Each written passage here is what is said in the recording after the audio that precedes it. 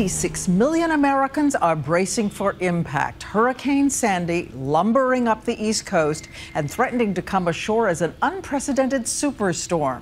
It means epic wind, snow, flooding rain from Florida to the Carolinas, Maryland to Maine. And the storm is so wide it could cover 2/3 of the United States.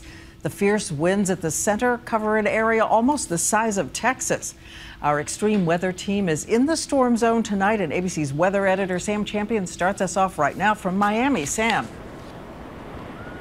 And good evening, Diane. Tonight, Sandy's running parallel to the Florida coastline, but creating a stir in places really far north from here, like Washington, D.C. States like New York, Virginia, Maryland have all declared a state of emergency ahead of this storm. Even the U.S. Navy is taking this storm seriously, pulling 21 ships out of the harbor in Norfolk, feeling like they'll be safer out in the open water than they will be bouncing around in port when this storm comes on shore. So where is this storm going? Let's show you the latest from the Hurricane Center. And you'll see in the track that it's still expected to run up the coastline, going out a little bit, then coming back in and making a sharp left turn on Monday toward the shoreline. Spaghetti models indicate we don't exactly know where this storm will make landfall yet. We'll pinpoint it as we get closer to this storm, but wherever this storm is going, it's going to make even more headlines. Sandy's already killed at least 30 people in its march across the Caribbean. Seen from space, this storm is monster-sized. Clouds stretch 2,000 miles. Tropical storm force winds extend more than 500 miles. And it will likely get worse before it's over. As Sandy marches up the East Coast, it will collide with an Arctic front coming in from the west, pumping in new energy. Inject the 150-mile-an-hour plus winds of the jet stream, and forecasters think it explodes into a superstorm, spinning off hurricane-force wind gusts, up to a foot of rain, possibly record-surging tides, and even inland snow as far as Ohio. Extreme conditions could start Sunday, peak on Tuesday, and could last for days. When you factor in the unusual track that it's going to be taking, that is coming in from the east across the Jersey coast, it's a once-in-a-lifetime storm.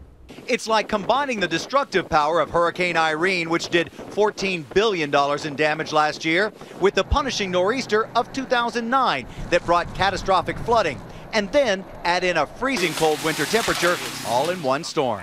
This storm is going to be destructive, historic, and unfortunately life-threatening.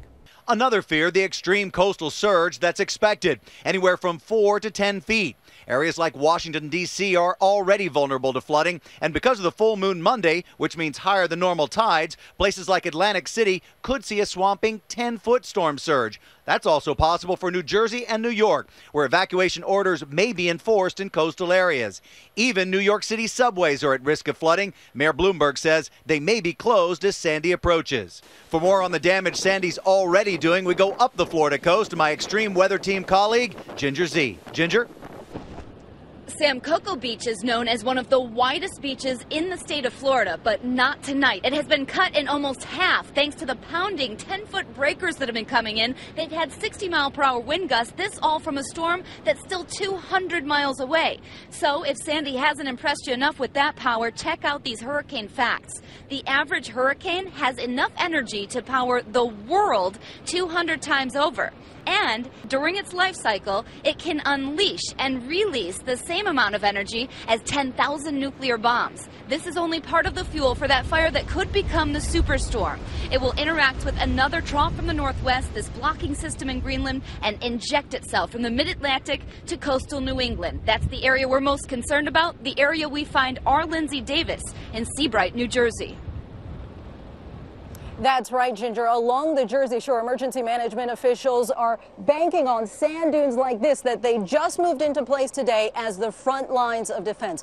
Up and down the East Coast, utility companies are out in full force preparing for potentially extensive power outages. States are calling in hundreds of extra workers. There's even concern about entire cities losing power.